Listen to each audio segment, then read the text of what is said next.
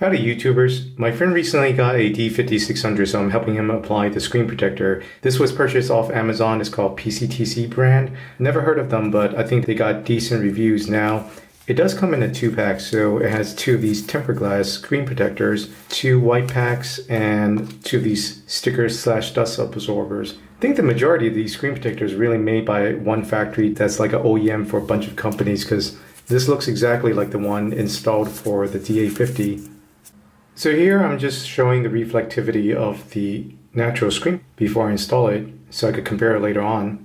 So before we get started, given that this is a brand new camera, I'm just going to go ahead and use this dust absorber sticker. So this is extremely tacky, unlike the DA50 screen, which basically this sticker would not even adhere to. With the DA50, basically, I was doing this and at first I thought like, wow, this sticker is so weak. It wasn't until I did the top plastic screen where I kind of felt this, but this one, it's just really, really tacky. Okay, I think I got most of the dust off, so time to install this.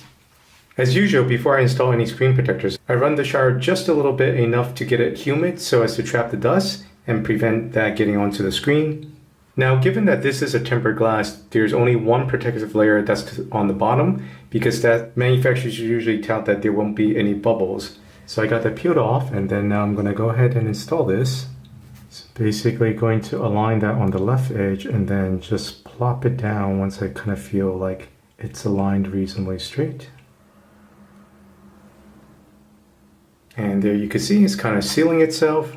Didn't do it perfectly. Going to help it get to the edges, squeeze out the air, and it is done. As you can see, it does stick a hair of a smidgen over the main screen itself. Unfortunately, I think I shifted it by a fraction of a millimeter, so this bottom right corner here, it's a little bit pinched on that corner, but I have a spare one, so in case this does crack or whatever, it's not very expensive, I'll just replace it. But overall, it went on fairly easy. And while it is a little bit thick, it does not impact the closure once you flip the screen back into the body.